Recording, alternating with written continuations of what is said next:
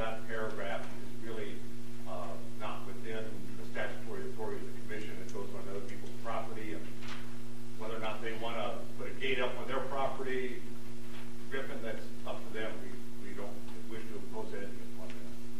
But I don't think we need to put up a gate up for their employees. They have, as I understand it, on Waters Street as it ends, they have the rest of that property where gates can be put up. So I would suggest, and I believe that my opinions are consistent with that of the attorney for the planning commission, that there are two areas that you can impose restrictions: the fencing, the enforcement by the planning commission. The rest of those are not really enforceable except by our agreement. I'm happy to answer any questions. Alan, Mr. Chairman, if you'd like me to weigh in at this point, I'll be glad to.